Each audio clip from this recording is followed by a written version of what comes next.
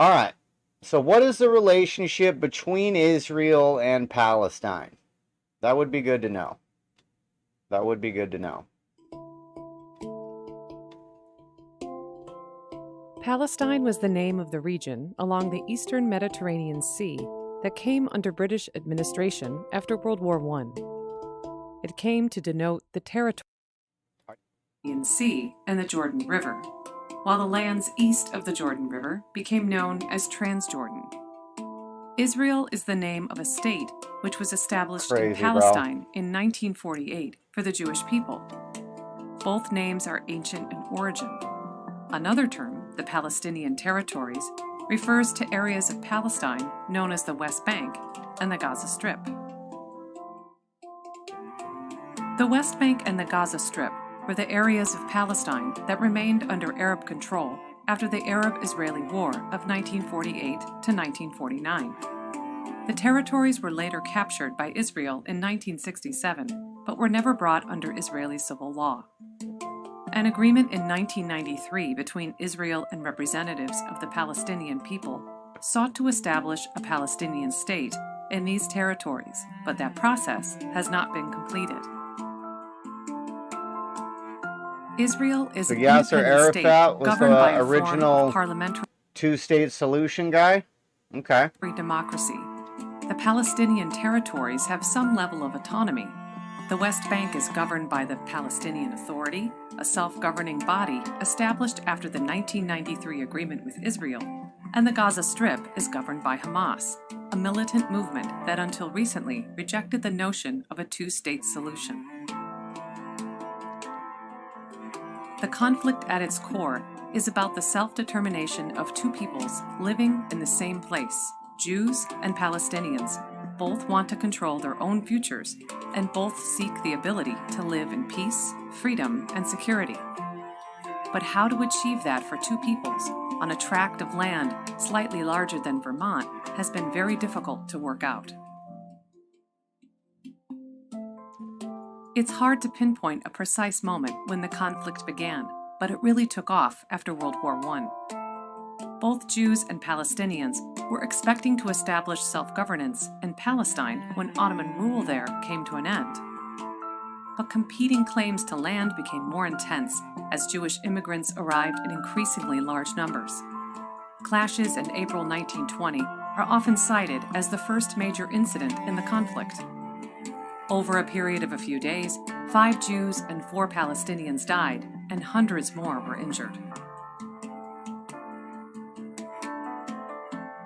Many countries have gotten involved in some way. British policies during UK administration of Palestine actually played a role in shaping the conflict. Egypt, which went to war with Israel several times, helped lay the groundwork for the Israeli-Palestinian peace process through its own peace process with Israel in the 1970s. Since the 1990s, the United States has played a key role as mediator between the Israelis and the Palestinians. And both Israel and Palestinian Authority rely heavily on substantial U.S. aid. But these are only a few of the countries that have gotten involved in the conflict.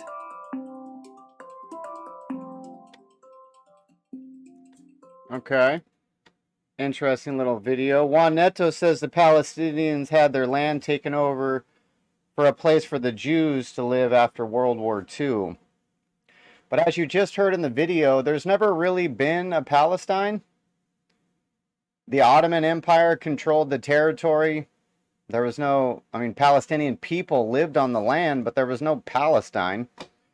And then after the collapse of the Ottoman Empire, local factions fought over it. But you are correct that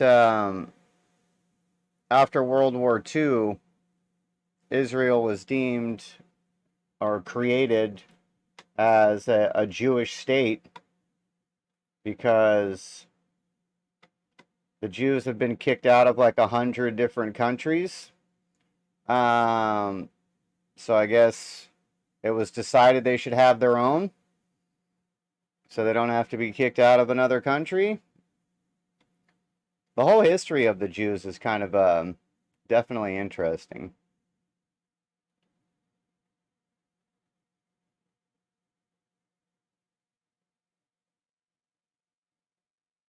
All right, let's get the chat up on the screen for you guys.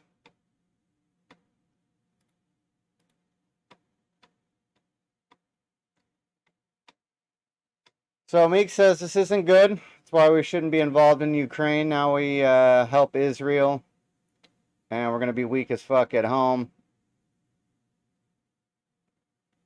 And then we get invaded, cards aren't stacking well. That's true.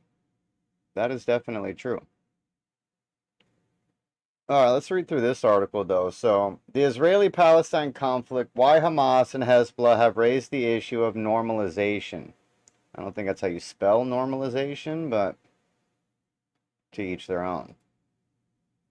Let me make this bigger so you guys can see it as well.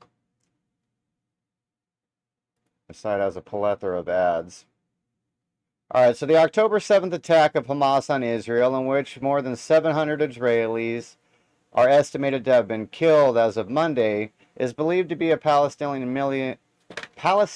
militant group's response to attempts to achieve normalization of relations between Israel and other Muslim countries in West Asia. Okay, so they're saying that it's Trump's fault. He brought peace to the Middle East, and that caused Hamas to attack Israel.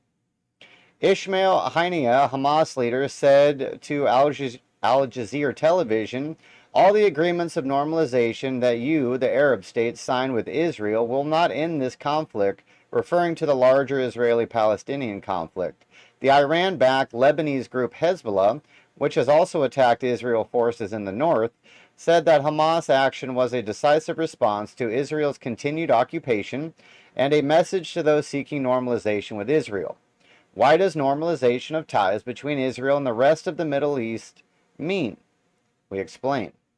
First, Israel's creation and the beginning of the Israeli-Palestinian conflict. Now, the history of the Israeli-Palestinian conflict is old and complex, but at its heart lies the fact that both Jews and Palestinians regard the ancient and historical land of Palestine, much of which is Israel today, as their own, and will not give up the claim to it. These claims are not just over the land, but also ethnic, culture, and religion, and seen by both sides as being integral to their identity as people. At the very core of the dispute lies the city of Jerusalem and the areas surrounding it, which hold importance for three major Abrahamic religions: Judaism, Islam, and Christianity. The old city of Jerusalem is home to the Western Wall, or Wailing Wall, part of the retaining wall of a hill known as Temple Mount, which is sacred to Judaism and Christianity. The wall is the closest that Jews are allowed to get to the temple's mount platform and is the most sacred place in the Jewish faith. The wall also forms a part of the border of the Al-Aqsa compound, which is the mosque that stands at the site from where the Prophet is believed to have ascended to paradise. The Al-Aqsa compound, which includes the Qibla Mosque and the famed Dome of the Rock, is considered the third holiest site in Islam, after the mosque in Mecca and Medina in Saudi Arabia. After the defeat of the Nazis in World War II, there was a mass migration of Jews towards the promised land of Palestine. The sacred sites from which they had been evicted 2 millennia previously had been ever since subjected to historical persecution, of which the Holocaust was the latest and most catastrophic example. The United Kingdom held much of Palestine at its colonial possession at the time. But in November 47, the United Nations accepted a participation plan for the division of the region into Arab and Jewish parts. But the Arab parties rejected it, and fighting, the first war in the ongoing Palestinian-Israeli conflict, broke out immediately. So on May 14, 48, in the middle of the war, the British formally ended their mandate in Palestine, and the Jewish leadership in Palestine, led by David Ben-Gurion, declared the establishment of the State of Israel. Okay. So after the war ends, they need a place for the Jews to go. So the world governing bodies decide to give them Israel. The Arab states in the region are like, fuck no, you ain't. And immediately shit pops off and they go to war. Okay. The very next day, a coalition of Arab armies, including the Egyptians, the Jordanians, the Syrians, the Lebanese, invaded Israel from the south, the north, and the east, and the second phase of the war began. The Israeli Defense Forces inflicted defeat on the Arab armies, and by the end of the war in July of 49 had captured almost 80% of the territory of the former mandatory Palestine. The Kingdom of Jordan captured and subsequently annexed what is today's West Bank, and Egypt captured the Gaza Strip along the eastern coast of the Mediterranean Sea. Some 700,000 to 750,000 Palestinians were uprooted and became homeless and stateless. The bulk of them retreated into Gaza. This event is remembered in Palestine memory as the Nakba, or catastrophe, the destruction of the Palestinian homeland and society, and the beginning of their persecution by Israel. Okay, so they tried to split it up and give them land. They didn't want the land. They attacked, so Israel took all the fucking land. It was like, no, if you're going to try to kill us, we're just going to take the shit. Okay. Over the decades, several attempts have been made for the establishment of two states, Israel and Palestine, by dividing the region into Jewish and Arab territories. None of these were acceptable to all the parties. Both have demanding the right to self-determination to determine their own political, economic, and cultural developments. It's also linked to the idea of sovereignty, the supremacy of people's will as the governing force of a state. Meanwhile, conflicts broke out between Israel and the Arab states, during which Israel annexed the Golan Heights in Syria, which it still controls, and the Sinai Peninsula, which has since been returned to Egypt. For long, Muslim countries, both Arab and non-Arab, refused to recognize Israel, and relations were, at a best, only informal.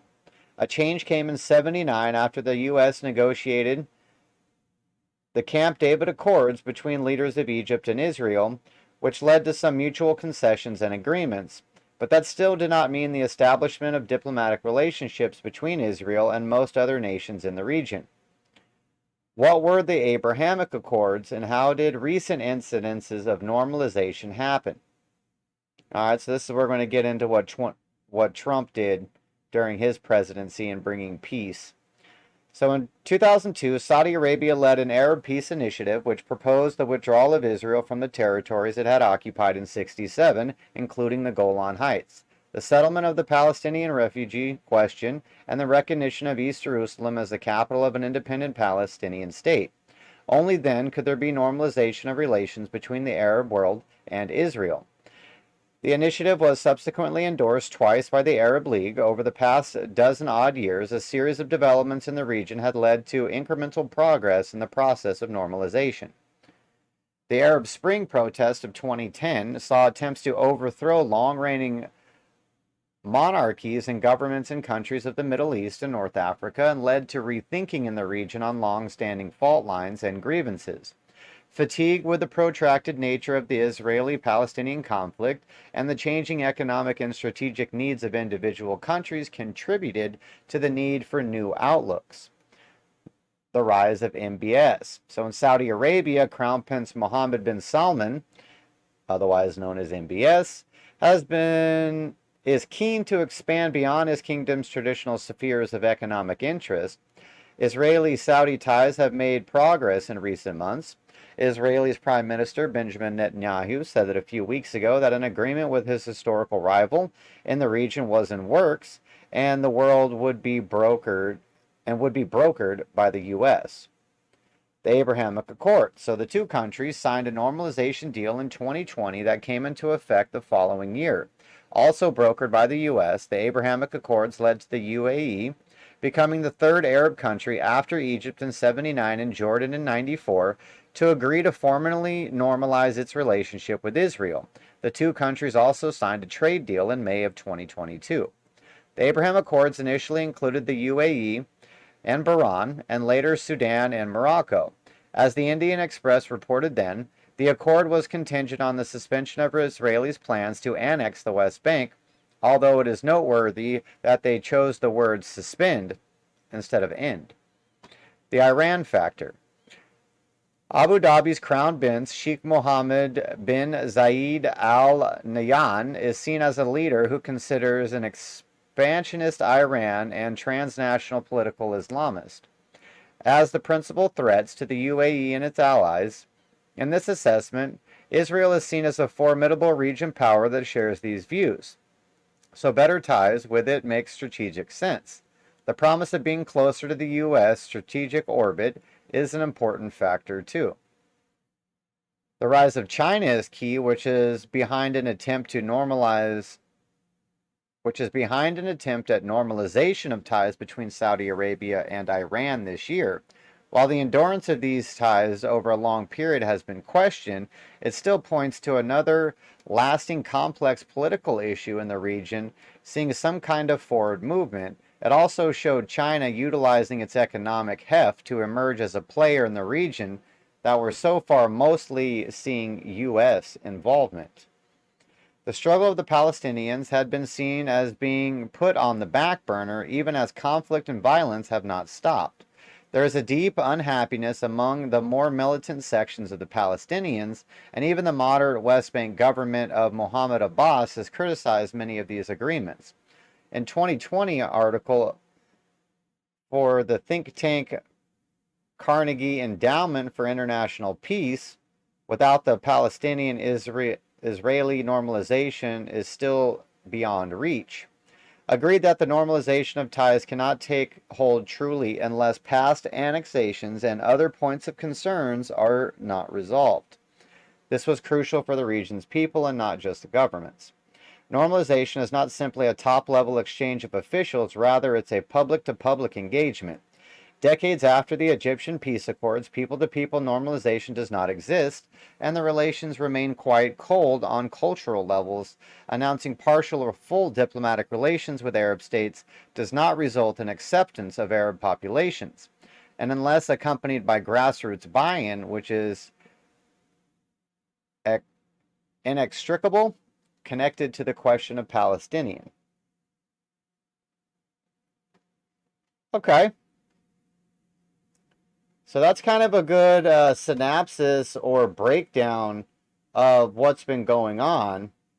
But basically, the Palestinians have never had their own land. So they were ruled by the Ottomans, then they were ruled by Britain. Then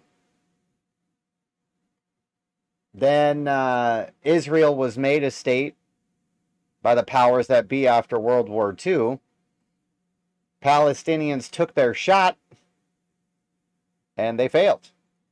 They lost. And they lost all their shit. During the war, Egypt was able to hold on to a section for them. And what did it say? Morocco held on to another section. And that's considered what is Palestinian land today. But my question is, so the Palestinians don't agree with the world powers that be that gave a country to Israel. And they think the entire country of Israel should be Palestine. Okay. The problem with that is you want to kill all the Jews. I think that's the issue there. It's not that you just want the land, you also want all the Jews to die. So it's not like you want to win the war and then make them homeless like they did to you guys back in the day. You just want to murder them all. Okay, so it's definitely a hotbed. It's a hotbed of issues for sure.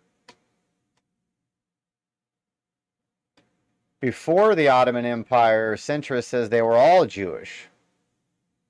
And that Muhammad is the Antichrist. That's probably correct. That's probably correct.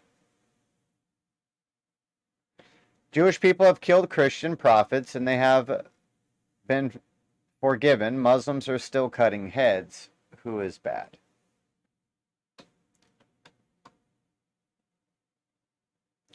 These are good points. Yeah, Jared Kushner spearheaded the peace agreements. This is also true. This is why the Saudis gave him $2 billion to manage after they were out of office, as a little thank you, it looks like, for brokering the Abraham Accords. But what's interesting is Egypt, Morocco, Saudi Arabia, Sudan and Syria in there, I think they were, have all basically, and obviously it's taken a long time, but they have recognized Israel as an actual place.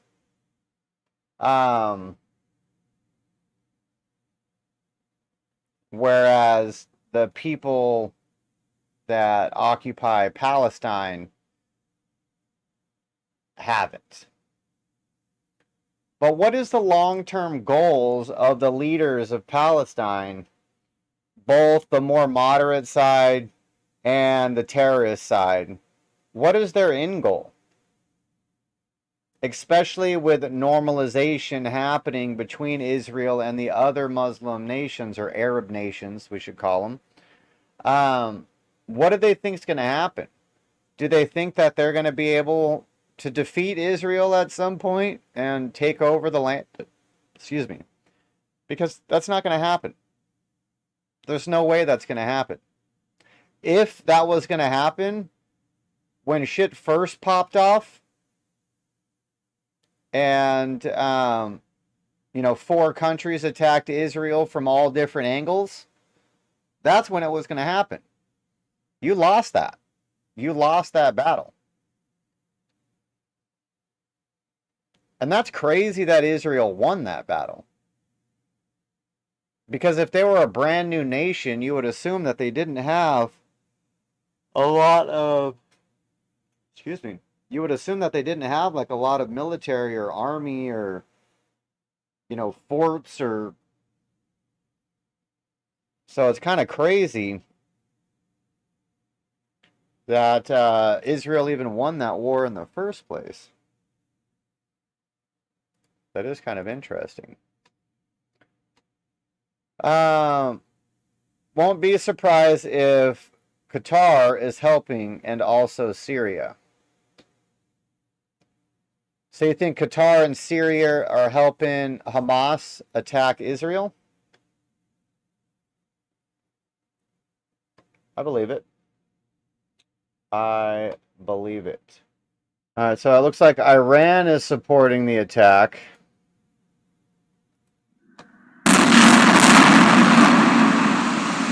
The Gaza National Bank was destroyed by an Israeli airstrike on Sunday as fighting continues in Israel and Gaza. More than 700 Israelis have been confirmed dead, and 560 Palestinians have been killed after Hamas, a militant group from Gaza, launched an unprecedented attack on Israel over the weekend.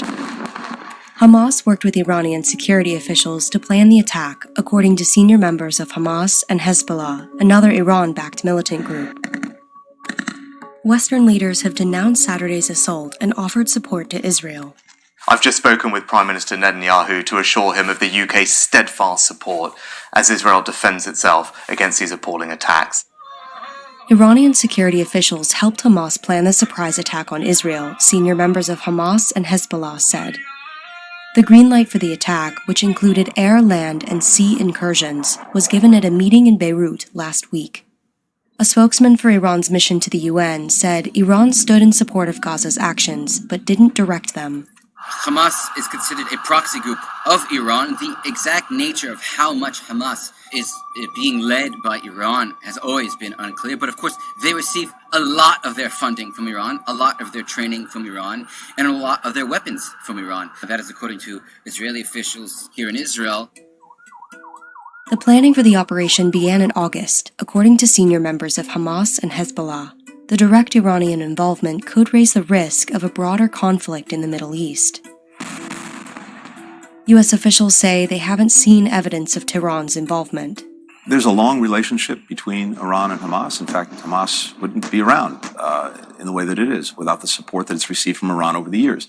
In this specific instance, we have not yet seen evidence that Iran directed or was behind this particular attack, but there's certainly a long relationship.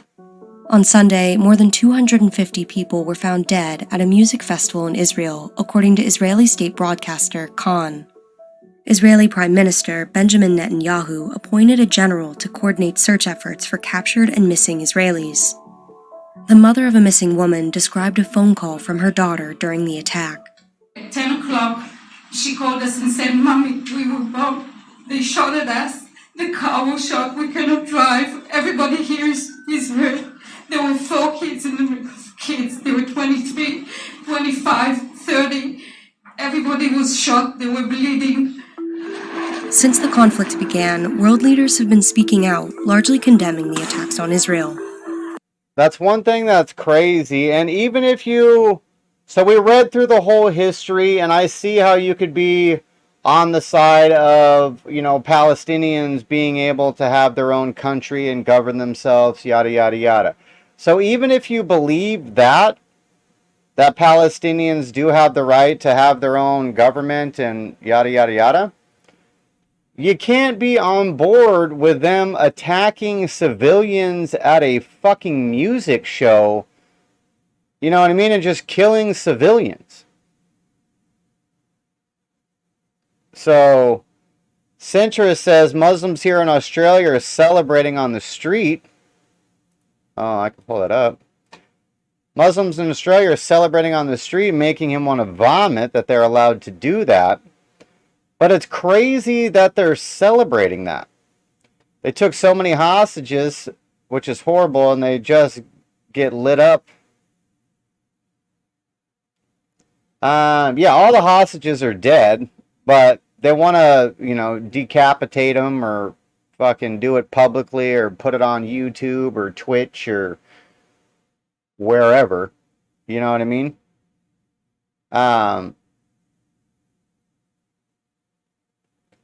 Yeah, but even if you support, the two-state solution, so to speak, you can't support Hamas attacking, a music festival of civilians and just shooting women. The United States said it would send additional military assistance to Israel, including equipment and weaponry. The U.S. also plans to move a carrier strike group closer to Israel's shores and Air Force jet fighter squadrons towards its skies. A move that signals its support and aims to deter Iran from taking advantage of the uncertainty in the region. A Hamas spokesperson said the decision to deploy an aircraft carrier near Israel by the U.S. is participation in the aggression against our people. The U.S. is sending one of its largest aircraft carriers to the region. And it's very clear who that's a message to. It's not the message to Hamas. It's not a message to Gaza. That's very clear. It's most likely, of course, they do not say this publicly. This is a message to Hezbollah in Lebanon. The biggest fear in Israel, really, is that Hezbollah, which is a militant group far stronger than Hamas, has the means to really wreak havoc in Israel, that they could enter this war any day. Hezbollah is trying to deter Israel from invading Gaza, from creating a ground invasion into Gaza, and on the other hand, Israel and now the United States are trying to deter Hezbollah from joining this war. The Israeli military said that as many as 1,000 Hamas militants entered Israel from Gaza over the weekend, many of whom were armed. The Israeli military is preparing the ground in Gaza for an invasion, for a ground invasion. They've cleared the communities around the Gaza border, not only because it's not safe for them there, but in order to have freedom of operational movement in that area. They have not declared that they will do it, but they are making very clear preparations that they will do it. And if you listen here to the politicians here in Israel, many of them are talking about removing Hamas entirely from the equation. There's only one way to do that, and that's a ground assault. That will take a very long time to do. It will be a very difficult and bloody battle. So is that what we think is headed next? Is a full-blown ground invasion war by Israel? And they're just going to, take over the West Bank and the Gaza Strip? And put that under Israeli control as well?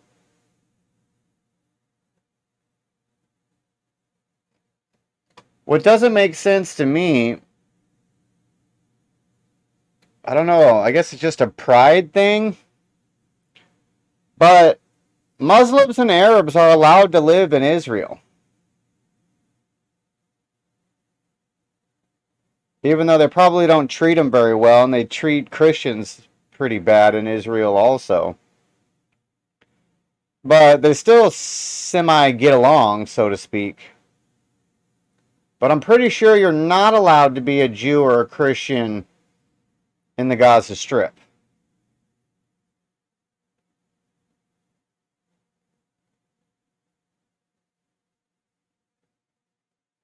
Lebanon is a very tiny country. Why does it get involved? They could blow them up in a day. Well, Lebanon's militant force, according to that video, is significantly larger and stronger than Hamas even is.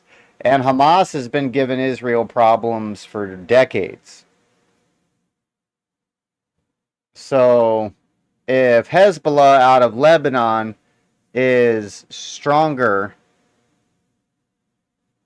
Israel has always been the aggressor, says Triz. So was Israel the aggressor when the music show was attacked? I don't understand. They just had a ground invasion by land, sea, and air attack on Israel, and you think Israel was the aggressor? How does that make sense? Explain that to me, Triz. How is Israel the aggressor? I think they already persecute Christians in Lebanon. They even persecute Christians in Israel. I've seen a bunch of videos of Israeli Jews spitting on Christians.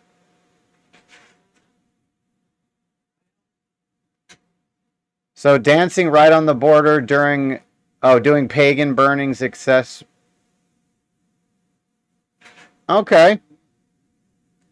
So you think the musical festival on the border was taunting the Muslims?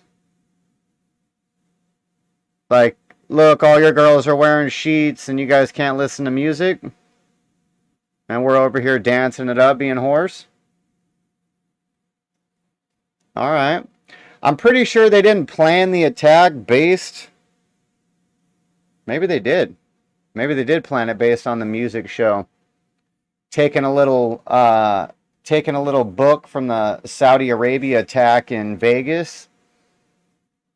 It's a good place to accumulate victims if that's what you're trying to do.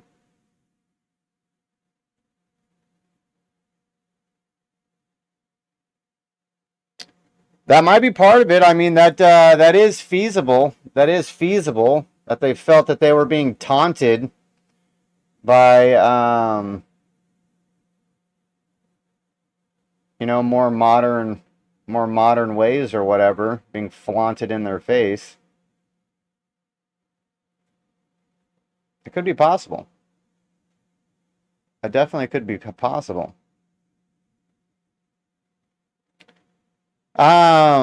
But yeah, they are killing innocent people. I mean, when you're shooting 23-year-olds that are doing ecstasy,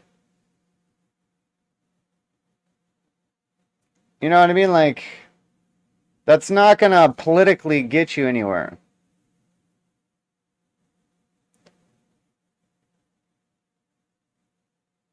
Well, the attack has been going on for the conflict has been going on for a long time. The conflict has definitely been going on for a long time. But this latest assault did start yesterday.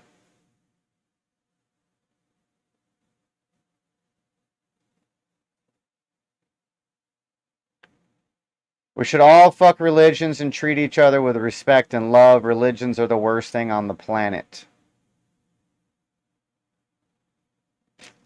I could kind of agree with that. Organized religions controlled by men. Kind of an issue. Kind of an issue. I mean, it's definitely a touchy subject. So let's do a little thought experiment game, right? So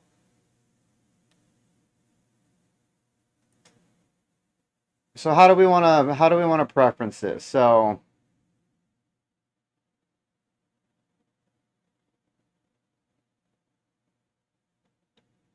how do we want to preference this? I'm trying to think of a good comparative example utilizing America.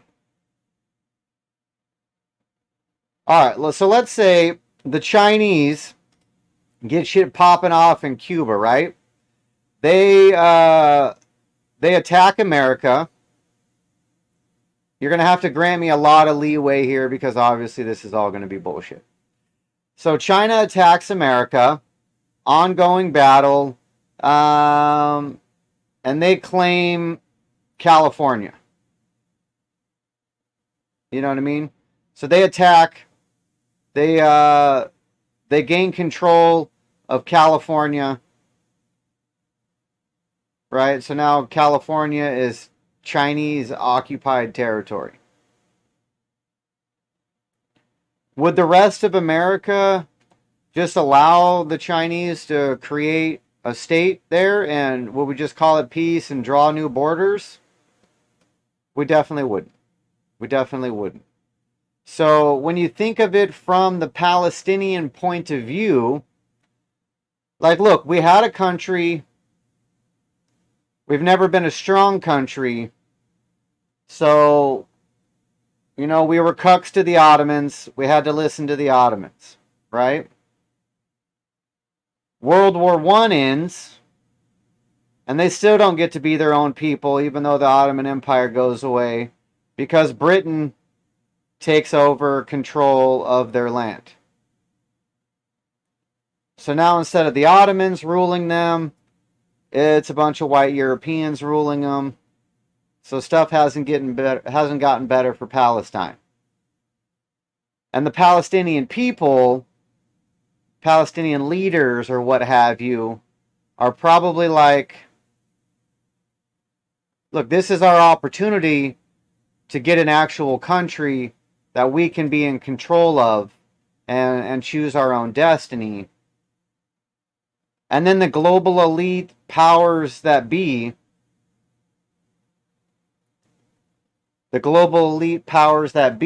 just say, no, we're going to give the Jews your territory. And the Palestinians are like, wait, we thought we were finally going to have a country. What do you mean you're giving it to the Jews? So you can understand that argument. But the Jews had that land before that. And if we add to my experiment that they attacked Arizona, they kidnap people, they kill 800.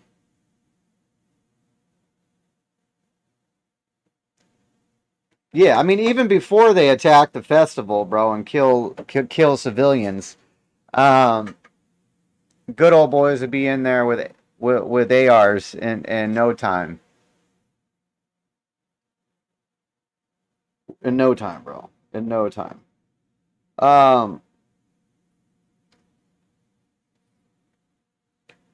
Yeah, so it's kind of interesting when you look at this conflict, depending on what time frame you start with, kind of depends on what side you're going to fall on. Because if you start at Israel being given their land and them not okay with it, then you're going to kind of lean towards the Palestinian side more because it's not right that they weren't a part of giving up their land and it was just, you know what I mean, just given out from under them, so to speak. But if you start back even further, when the Jews did have that land before they were exiled from that land, so that's why it's a very sticky situation, because depending on where you start from is going to kind of determine which way you lean. Now, if we look at if we look at 109 countries, what do you mean 109 countries? There's like 180 something countries overall.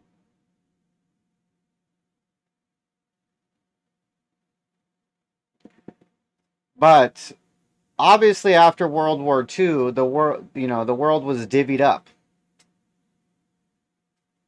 The winners divvied shit up. That's kind of how that works. Oh, the Jews have been kicked out of 109 countries, if not more.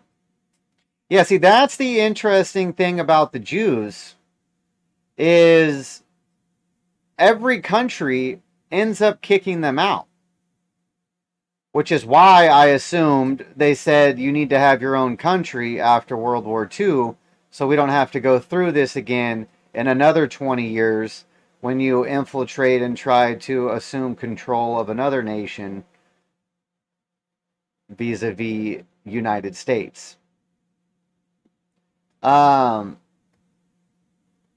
they gave them their own country. But it is interesting to look at, why have the Jews been kicked out of 109 countries? Now I know because of, what do they call it? Anti-Semitism. We're not supposed to be talking about Jews, or I don't give a fuck though.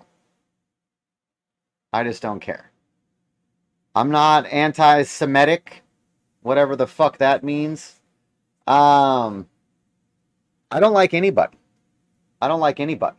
So I don't have to pick sides or play. I don't like any of you fucking people. Okay? I'm an asshole to everybody and I like no one. But it is interesting to think of, why are the Jews being kicked out of every country that allows them refuge?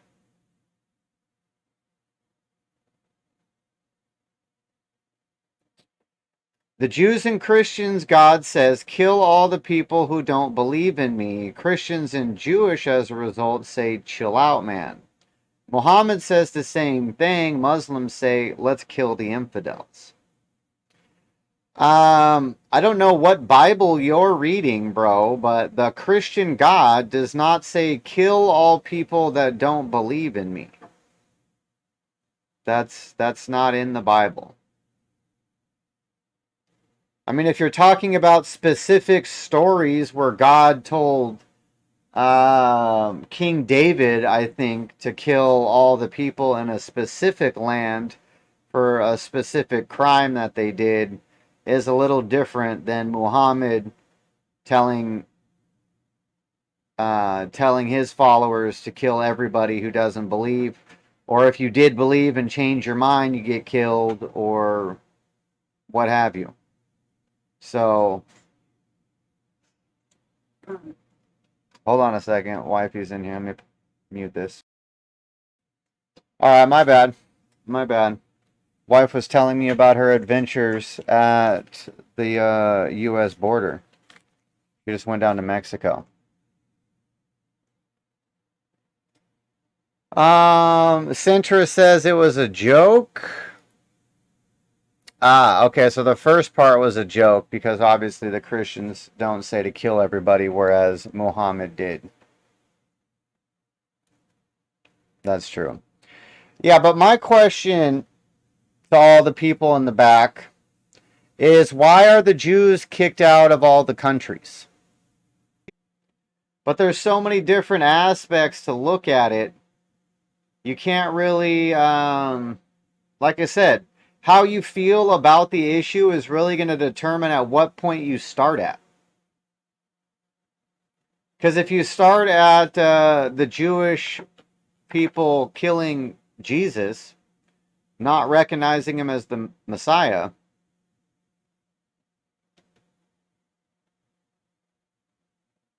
then it kind of makes sense why people don't like the Jews.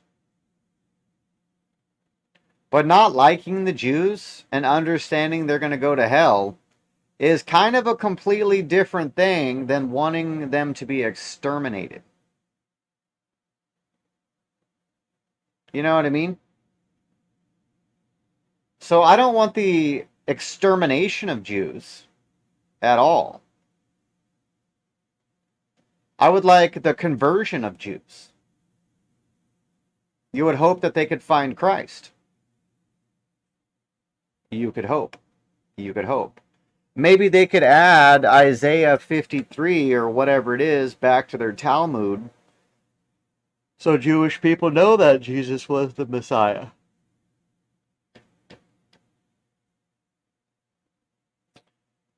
Jesus didn't nail himself. Yeah, that's true. Yeah, so the Romans executed Jesus on behest of the Jews, from my understanding of how it goes.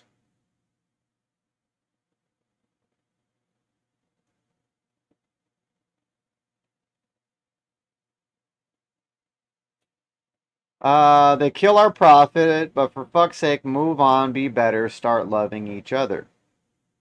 Well, that's kind of the Christian way. Forgiveness, redemption are huge parts of Christianity, which is why America is a comeback country.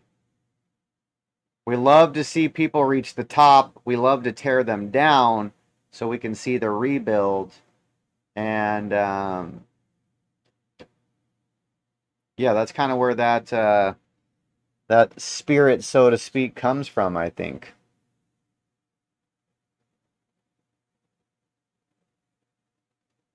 All right, here's the timeline of the conflict. Let's see how they break down the timeline.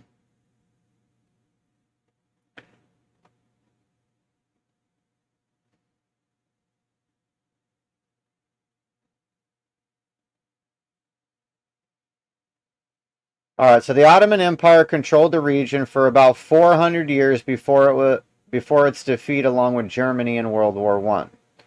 Britain was given control of Palestine by the League of Nations in the 20s under an order called the British Mandate.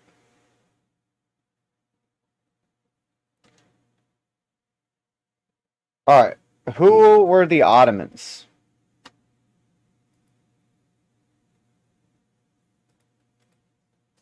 Who were the Ottomans? Ottoman Empire historically and quickly... Oh, Turkish Empire. So Southeast Europe, Asia, and Northern Africa.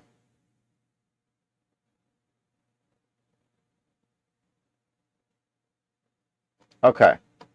So the Turkish Empire. So the Turkish controlled everything. The Turks in Germany lost World War I, therefore losing their land.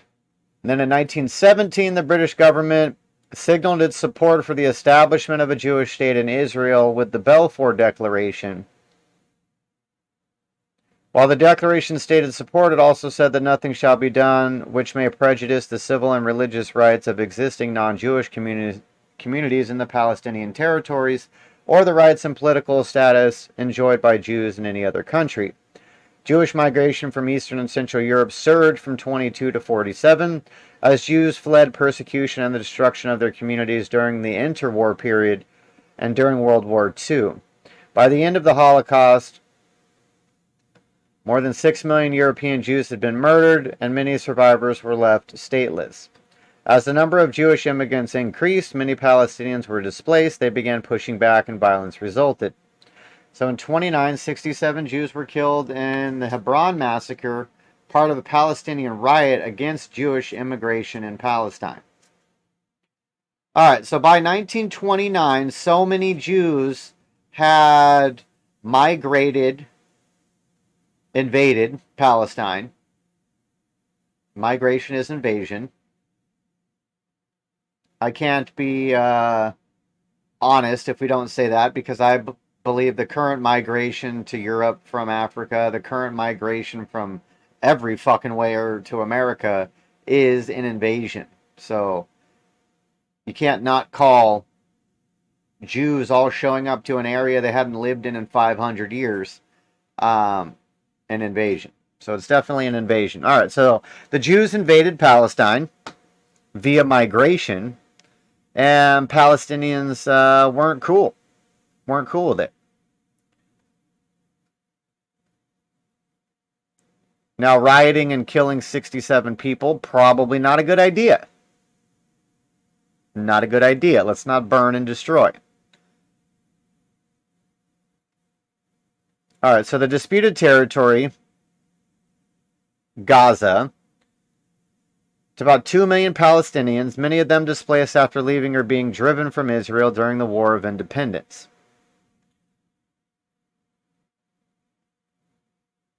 So for a size comparison, Israeli is fairly large, West Bank is a chunk, and Gaza is a tiny strip.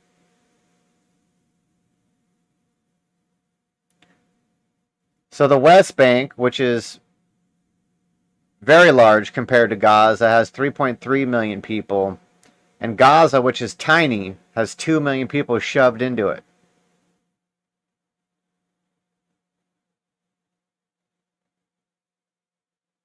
And Delaware, which is a small state for America, is about the same size as the West Bank and has a third of the population. All right, and then how many people are in Israel?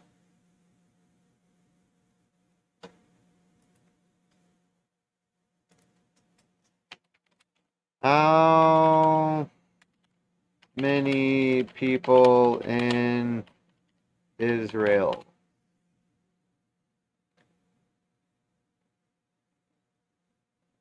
$10 million.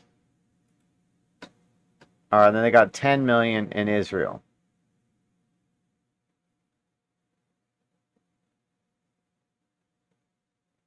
All right, so Palestinians are mostly Muslim Arabs. And the West Bank contains a number of Jewish holy sites, which are visited by thousands of pilgrims every year.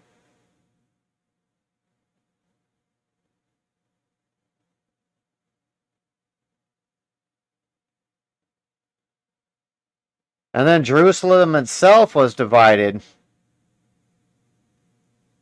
Israel controlling the western part and Jordan controlling the east until Israel captured the entire city in 1967 in the Six-Day War. And though Jerusalem's ownership is disputed, Israeli officials claim it as the undivided capital of Israel, and in 2017 the Trump administration moved the U.S. embassy to Israel to Jerusalem from Tel Aviv, a formal recognition of Jerusalem as the capital. Most nations do not acknowledge Jerusalem as belonging to either Israelis or Palestinians. So Hamas is the largest Palestinian militant group, has been firing rockets from Gaza at Israeli cities. Was founded in 1987 during the first Palestinian uprising against Israel occupation of Gaza in the West Bank, and has controlled Gaza since winning elections in 2007. It's committed to the destruction of Israel and is considered a terrorist group by the US, the UK, and other nations. The Israeli Defense Force, the IDF, is a combined army forces of Israeli, including Army, Navy, and Air Force, was established in 1948, 2 weeks after Israel declared itself a state. So that was 1948. In 1947, the UN voted to divide Palestine into separate Jewish and Arab states and make Jerusalem an international city. Arabs rejected the plan, which was later dropped.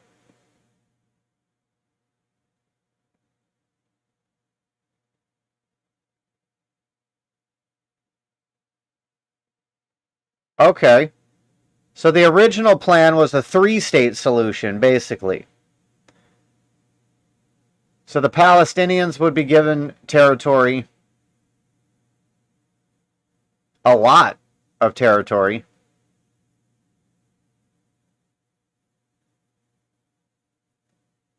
According to this, they would be given a lot of territory.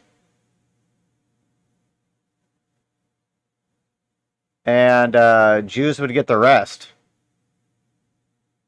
So the original agreement, they were trying to give Palestine most of the stuff under their control. They were trying to make Jerusalem an international city, I guess, ruled by elites.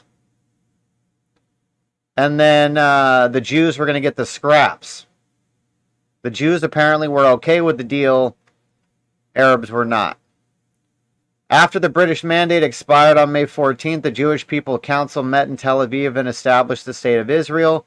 The U.S. officially recognized the new nation later that day, and the USSR acknowledged it 3 days later. In 1949, armistice agreements is a UN-mediated attempt to bring peace to Palestine.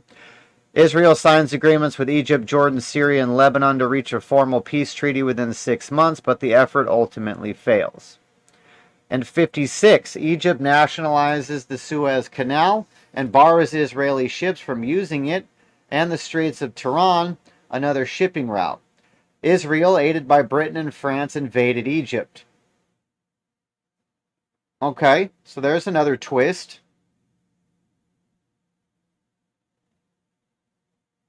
There's another twist. So Egypt nationalized the canal and shut off a trade route to the Jews, to Israel.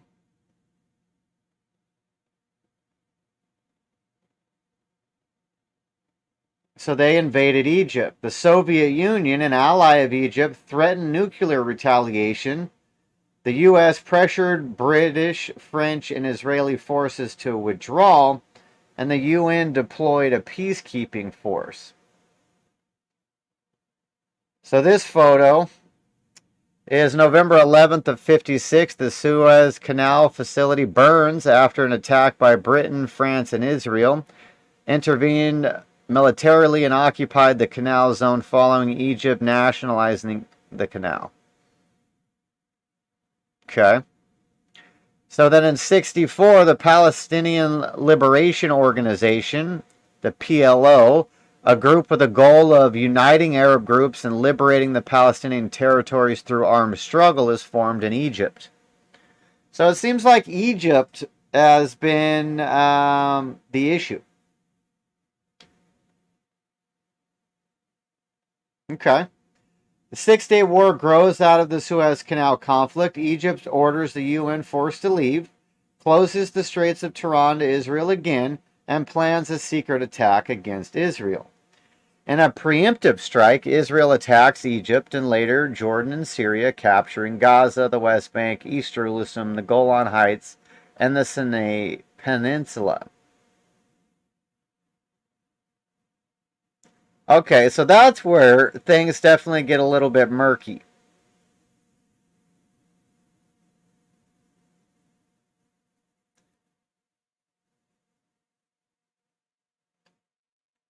So the Six-Day War grows out of the Suez Canal conflict. Egypt ordering the UN forces to leave. Obviously, you would order UN forces out of your country, so that's not a problem. They close the Strait of Tiran to Israel again. That's obviously an issue. That's what caused the attack in the first place. Now, they planned a secret attack against Israel. That's where it gets a little fishy to me. What do you mean they planned a secret attack? They obviously didn't plan the secret attack very well if you knew about it and were able to plan your own attack before they could plan their attack to secretly attack. That doesn't make any sense. So let's say they were planning to attack. I don't know if it was secret. Let's take the word secret out of it. Then it makes more sense. So Israel hears that Egypt is going to attack. So instead of waiting for the attack and defending it, they go ahead and they attack Egypt. Later they attack Jordan and Syria. They capture Gaza, the West Bank, East Jerusalem, the Golan Heights, and the Peninsula. We got it all, bitches. We got it all. Now what? Fuck around and find out. What, bitches? Okay.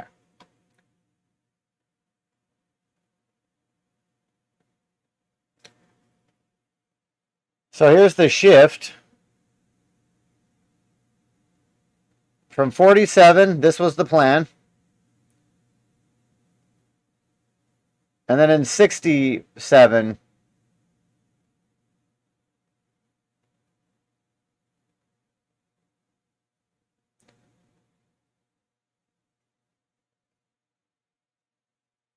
okay, interesting. All right, so in 73, the Yom Kippur War starts with Egypt and Syria attacking Israel on Yom Kippur. And that's when this attack, most recent attack, was, right? 40-year anniversary of that. Yom Kippur is the holiest day of the Jewish year. The war is an attempt to reverse the defeat of the 67 war. Caught unaware, the Israelis counterattack and win. The U.S. helped secure disengagement agreements from combatants, laying groundwork for future peace efforts. In 79, the Camp David Accords, an Israeli-Egyptian peace deal, is set up by President Carter, signed by Egyptian President Anwar Sadat and Israeli Prime Minister Menachem Begin. In 79, Israel begins gradual withdrawal from the Sinai Peninsula. In 87, Palestinians stage their first two uprisings, or intifadas, in Gaza, Israel, and the West Bank, using mass boycotts, civil disobedience, and attacks on Israelis. More than 50 Israeli civilians are killed. The Intifada lasts more than 5 years, ending in September of 93. The Israeli military killed 1,007 Palestinians, including 237 children, according to B.T. Salim, an Israeli human rights organization. Jewish settlers kill 59 Palestinians. The U.S. and the UN criticize Israelis' use of lethal force.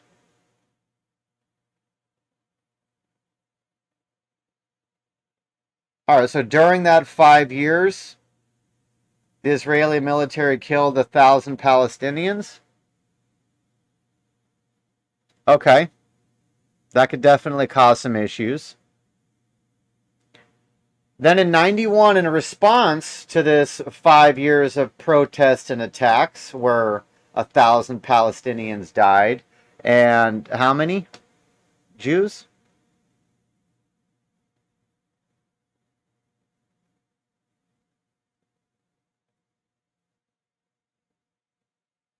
So 50 Israeli civilians died and 1,000 Palestinians during that 5 years, apparently. So in 91, the Madrid Conference, a historical gathering of all participants in the Arab-Israeli conflict, is chaired by the U.S. and Russia. Nothing happened from that, obviously. In 93, in Oslo, Oslo the First, known as the Declaration of Principle, signed by Israeli Prime Minister Yitzhak Rabin and Palestinian leader Yasser Arafat. It establishes a timetable for the Middle East peace process. In 95, Oslo II is signed, a second agreement in which the Palestinian Liberation Organization recognizes the State of Israel, and Israel allows Palestinian limited self-government in Gaza. I don't know what limited self-government means. It means you can elect somebody, but they still got to listen to us? Is that what that means? In 2000, Bill Clinton, the Israeli Prime Minister Ehud Barak, and Palestinian leader Yasser Arafat gather at Camp David Summit, a meeting intended to end the hostility. It ends without an agreement. Okay. Apparently, Yasser Arafat or Israeli Prime Minister Ehud Barak didn't want to go to Epstein Island. Clinton got pissed, and no deal was made. Palestinians frustrated over failures to create a Palestinian state begin the second intifada in September, which lasts until February of 2005. BT Salem estimates more than 3,100 Palestinians and nearly 1,000 Israelis are killed. Okay. So that was another 5 years of protest, disruption, and bullshit. Palestinians came out on the losing end of that as well. They killed 1,000, but they lost 3,000. And then in 2005, at the end of that, Israel does withdraw from Gaza but retains control. So they don't keep any military there, but they still, I guess, have functional control of it. Hamas, the militant, so in 2007, 2 years later, Hamas, the militant Palestinian group, wins elections in Gaza. Alright, so Israeli gets out of Gaza altogether. Gaza holds elections and elects terrorists to rule. So the next year, in 2008, Israel launches a major military campaign against Hamas in Gaza after increased rocket fire from militants. The fighting ends in January 18 of 2009, with 1,400 Palestinians and 13 Israelis killed. Okay, Palestinians lose again. 4 years later, in 2012, Israeli forces kill Ahmed Jabari, Hamas military chief, in a missile strike. Strike is part of an Israeli operation to eliminate weapons and militants in Gaza. Hamas says the killing has opened the gates of hell. Okay. So for them, that was the real fuck around and find out point. You took out Ahmed Jabari, and they were riding that. They were riding that Ahmed cock, and they were butthurt about that one, bro. Super butthurt about that. So 2 years later, in 2014, Hamas kidnaps and kills 3 Israeli teens in the West Bank, igniting the Gaza war, in which rocket attacks and airstrikes kill 2,200 Palestinians, only 73 Israelis. Senior Hamas leader praises the kidnapping and says it was intended to spark a new Palestinian uprising. The war lasted 50 days, ends with a truce. UN report says both sides may have committed war crimes, which Israel and Hamas dispute. That's interesting. So what kind of war crimes did they commit in 2014? Is that a link?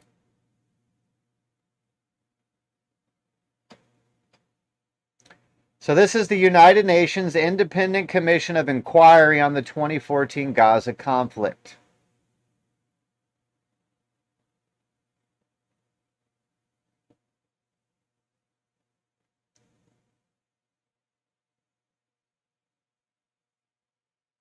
Report of the Independent Commission of Inquiry. Report of the detailed findings of the Commission of Inquiry. Let's see.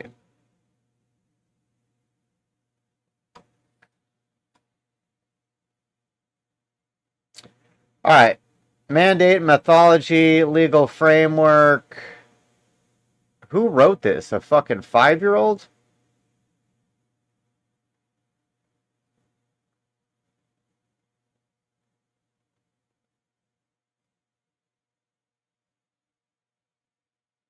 All right, so Palestinians and Israelis were profoundly shaken by the event of the summer of 2014 in Gaza. In particular, the scale of the devastation was unprecedented. The death toll alone speaks volumes.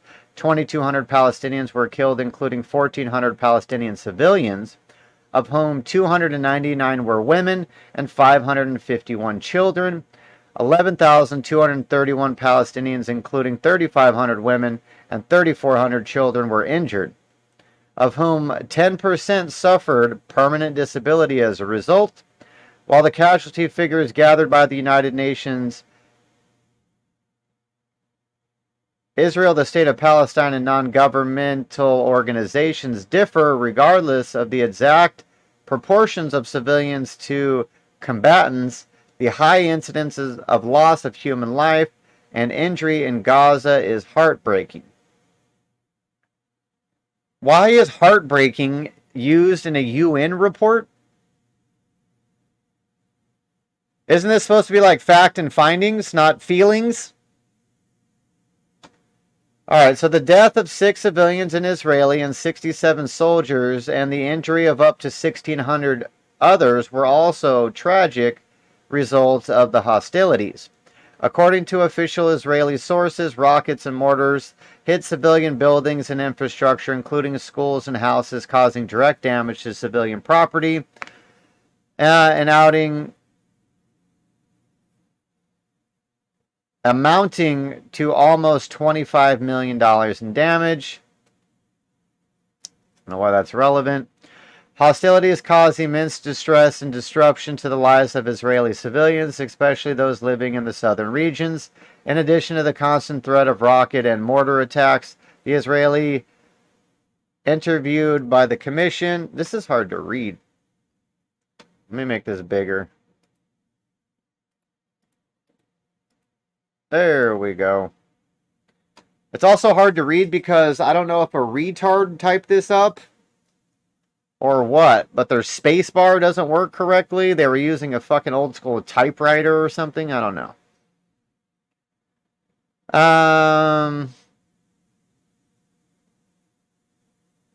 Where was we? One Israeli woman said that the tunnels are scarier than the rockets because there's no chance of being warned. The sense of panic among many Israelis was exacerbated by the short, often insufficient, time to conduct effective emergency procedures. In Gaza, as Palestinians struggled to find ways to save their own lives and those of their families, they were confronted with intense attacks and no way of knowing which locations would be hit and which might be considered safe. People began to move from one place to another only to encounter attacks in the new neighborhood, and then they would have to move on. Closed into the strip with no possibility to exit at times, 44% of Gaza was either a no-go area or the object of evacuation warnings. These terrifying circumstances created a sense of entrapment of having no safe place to go. Alongside the toll of civilian lives, there was enormous destruction of civilian infrastructure in Gaza. 18,000 housing units were destroyed in whole or in part. Much of the electricity network and the water and sanitation infrastructure was incapacitated. 73 medical facilities and many ambulances were damaged. Many Palestinians were uprooted from their homes as temporary shelters multiple times. At the height of the hostilities, the number of internal displaced persons reached 500,000, or 28% of the population. The effects of this devastation had a severe impact on the human rights of Palestinians in Gaza that would be felt for generations to come. The West Bank, including East Jerusalem, witnessed a period of heightened tensions and widespread human rights violations, including the fundamental right to life, which were overshadowed by the tragic events in Gaza. The impact of the hostilities in Gaza cannot be assembled separately from the blockade imposed by Israel. The blockade and the military operation have led to the protection crisis and chronic, widespread, and systemic violation of human rights, first and foremost at the right of life and to security, but also to health, housing, education, and many others. According to international human rights laws, Israel has an obligation in relation to these rights and must take concrete steps towards their full realization. In that context, while fully aware of the need of Israel to address the security concerns, the Commission believes that the Gaza reconstruction mechanism put in place with the assistance of the United Nations to accelerate efforts to rebuild destroyed housing and infrastructure is not substitute for a full and immediate lifting of the blockade. Alright, so it sounds like during that war, Israel went fucking ham. And they were like, we're just fucking up everybody and anybody. 18,000 homes and killing, thousands of women and killing 500 children. They were just fucking going ham. They were just fucking going ham. So Palestinian and Israeli children were savagely affected by the events. Children on both sides suffered bedwetting, shaking at night, clinging to parents, nightmares, and increased levels of aggression. In addition, according to the United Nations Children Fund in Gaza, more than 1,500 children were orphaned. Anas Badr Quadeh, age 7, was seen pleading for help from people fleeing Kazuas, I don't know, while holding his intestines, which were coming out of his abdomen. I don't want to die. Don't leave me. He died soon afterwards after his medical evacuation was delayed. If he was standing there holding his intestines, I don't think the medical evac would have helped in that scenario. That dude was dead.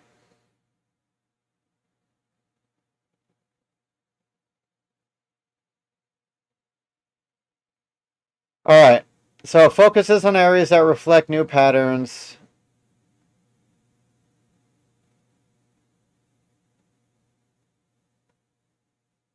Alright, so this is a breakdown of the actual attacks. Apparently they were digging tunnels. Alright, interesting stuff.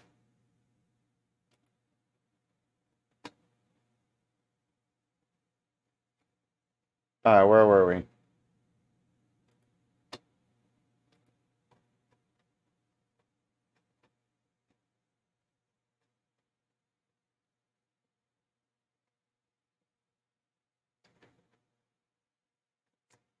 Alright, back to the timeline.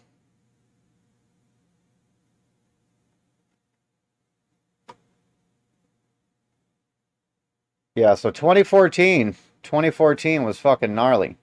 Definitely gnarly for the area. Now in 2017, the Trump administration said as it will move the U.S. embassy to Israel to Jerusalem from Tel Aviv, in effect, an official U.S. recognition of Israel's claim to the city. The embassy is relocated to 2018. Okay, so that's what I didn't quite understand back when they did the move, why it was such a big deal, because I had never really gone through this history before. But Jerusalem was basically always supposed to be an international city. It was never supposed to belong to the Israelis or the Palestinians due to its significant Abrahamic religion, origins or history or what have you. So that's why it was such a big move when Trump moved the embassy, because it was a U.S. recognition that Israel's claim to this city was legitimate and basically took it off the table as being an international city. Okay. Interesting. So then in 2018, a year later, protests break out in the Gaza-Israeli border at the U.S. Embassy is relocated. Demonstrators throw explosive and rocks across barrier fences and met with gunfire and tear gas. 58 Palestinians were killed, said the Gaza Health Ministry. Then in 2021, fighting erupts again. Israeli police raid the Al-Aqsa Mosque in Jerusalem on April 13th, the first night of the Muslim holy month of Ramadan, and disconnect speakers broadcasting prayers in Reuven Rivlin. The Israeli president is speaking at the Western Wall, a site sacred to the Jewish people. Wait. So fighting erupts again as Israeli police raid a mosque in Jerusalem on April the 13th, the first night of a Muslim holy month of Ramadan. So why would the Israelis raid a mosque on the first night of Ramadan?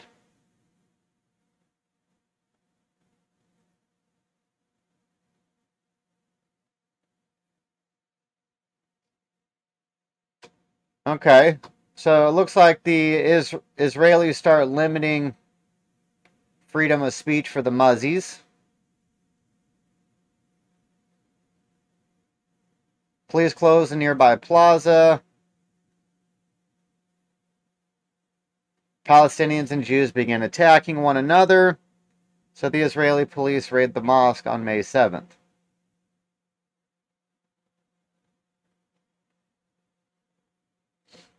The raid on what's considered a holy Muslim site on one of the holiest nights of Ramadan is viewed by Muslims as an insult, obviously.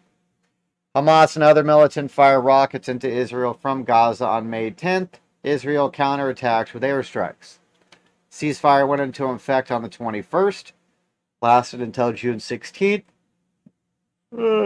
Pardon me. When Hamas set incendiary balloons, helium balloons, or kites with flammable devices attached across the Gaza border into Israel. Devices caused 20 ground fires in fields near the border, according to Israeli Fire Brigade. Hamas launched the devices after Israel officials permitted ultra-nationalist demonstrators to march in Jerusalem. Then in 2022, in the spring and summer, Israel experienced a string of terrorist attacks that led it to take what is described as preemptive action, including airstrikes targeting senior commanders and weapons depots against Iran-backed militant groups such as the Islamic Jihad. 44 Palestinians, 15 children were killed in 3 days of the violence in 2022. Now, I have a question for the people. What are they considering children? Anybody under 18?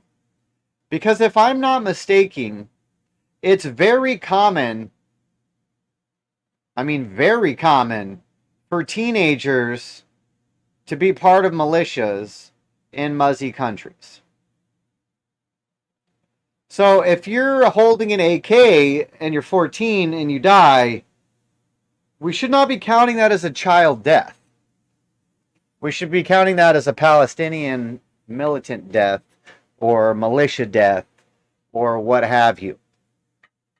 Like, to me, if you're saying 15 children died, that's like toddlers and maybe middle schoolers.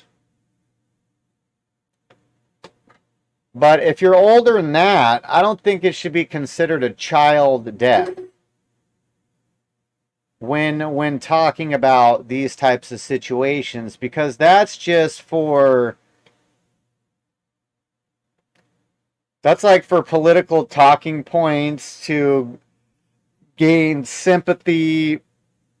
That seems like some manipulative bullshit to me.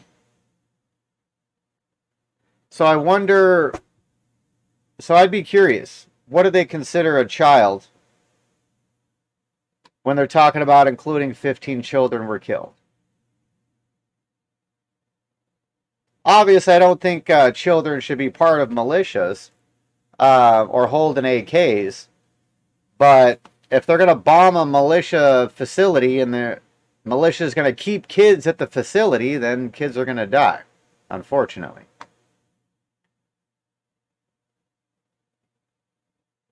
All right, and then in 2023, in January of this year, Israel launched the first of 2 raids against the Jenin refugee camp in the West Bank, where it said Palestinian militants and activists were hiding out.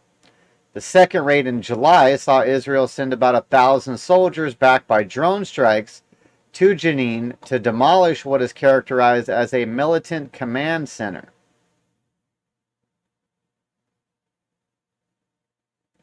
And then October of 23, the biggest offensive in years, dozens of gunmen from the Palestinian militant group Hamas infiltrated southern Israel in a stunning surprise attack that coincided with major Jewish holiday. Overnight and into the morning, Hamas launched thousands of rockets into Israel. Israel's National Rescue Service said at least dozens of people were killed and hundreds wounded. And we now know the death toll for Israel is over 700, according to what we looked at earlier.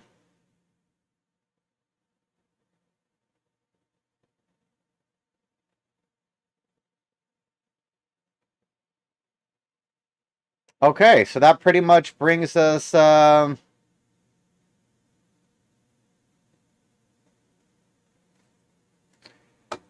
Yeah, exactly. If you're killing 5-year-olds, that's different than killing 15-year-olds that are shooting at you. I mean, if you kill a 15-year-old that has an AK, I mean, are you killing a kid or are you killing a militant with an AK? I think you're killing a militant with an AK. So I'd be curious to see how they track that.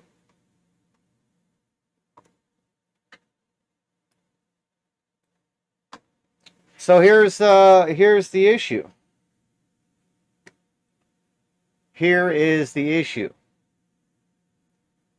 Is a two-state solution even feasible when the Palestinians, backed by Egypt, Jordan, Syria, wherever else, do not want Israel to be a state? So can you really give the Palestinians like room to grow? You know what I mean? Because if you give them time, peacetime, what happens in peacetime? During peacetime, people are trained, militias are built, weapons are accrued, calculations are made, so the next non-peace time, we're better prepared. So can you really allow a Palestinian nation to do that when obviously all they're going to do is prep and prepare for the time that they're going to attack Israel?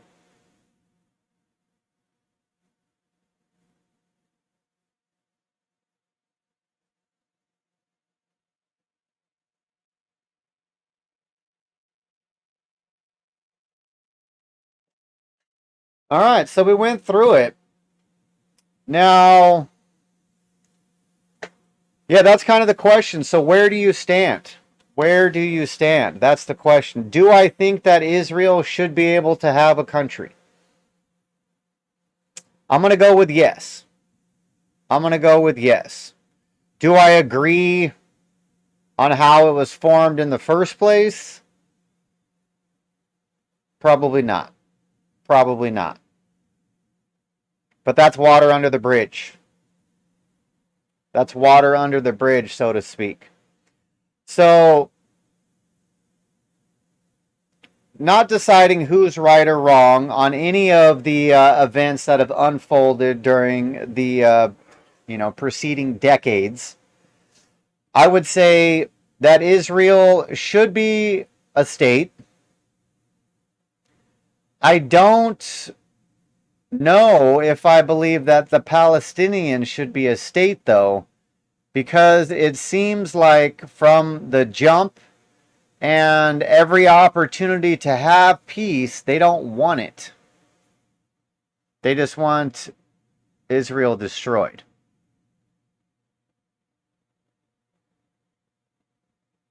So,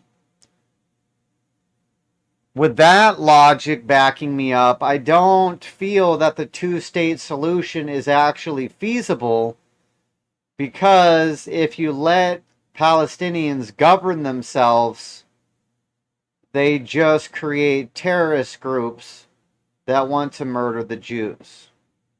Israel.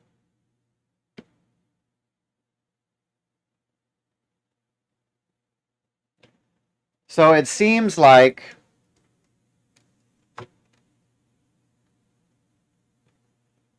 Amik's asking, what do you think about the people protesting for Hamas? I think they're sick, fucking twisted individuals, because they did a sneak attack on civilians.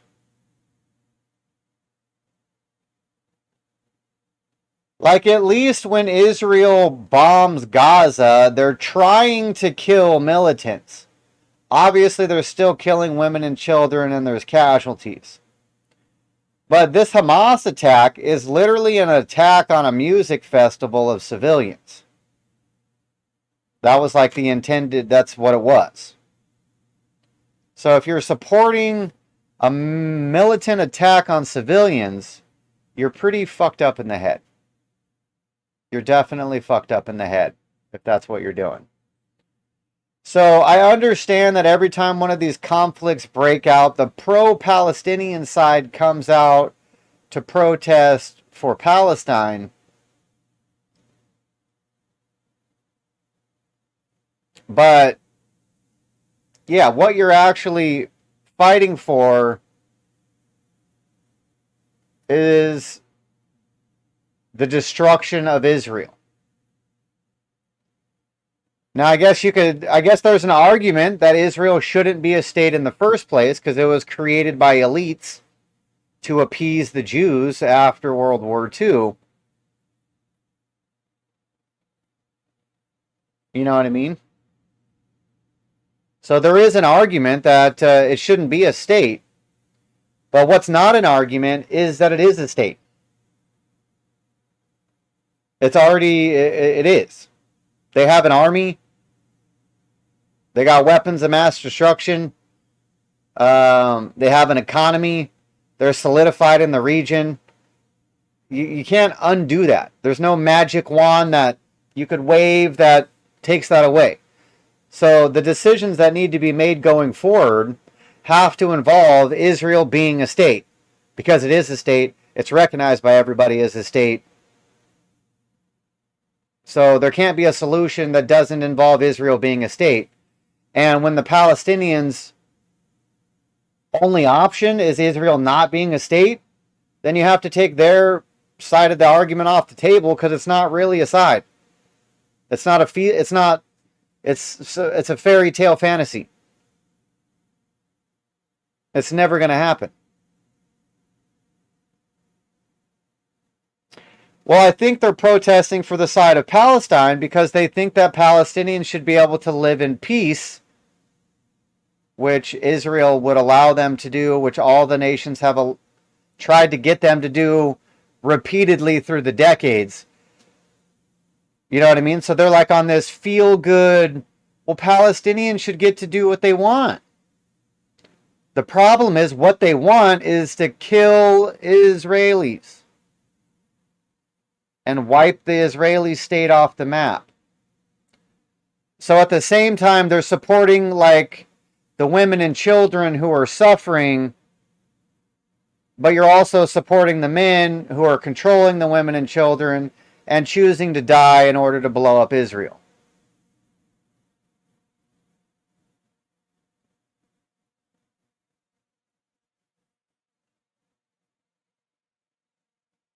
Yeah, that is weird. Yeah, so if you're protesting for Hamas, you're basically anti-Semitic.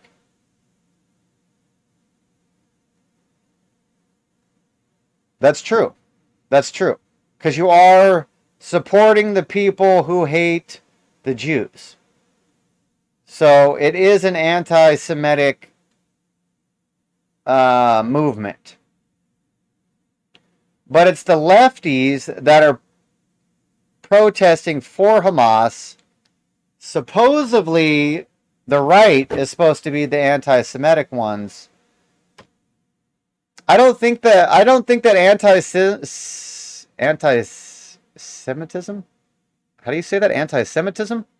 I don't think that anti-Semitism is a right or left thing. I think that's probably one thing that you could put in both camps. Because the left has a plethora of atheist Jews. What do they call them? Non-religious Jews? And they would be the ones that would be on the side, that don't agree in an Israeli state type of thing. Those are also the Jews that are in control of everything, as the conspiracy theory goes. They're not religious Jews. So I think that's where the misconception about Jews also comes from, is the usury pornographic people trying to take over the banks in the world are not religious. They don't believe in Judaism. They're just descendants of Jews. So I think that's where the confusion comes in. Because the quote-unquote Jewish people that Kanye doesn't like or was referencing are not religious people. They're lefties that, support Satan. So I guess they are religious, but not in a Jewish manner. They don't follow Jewish religion. So,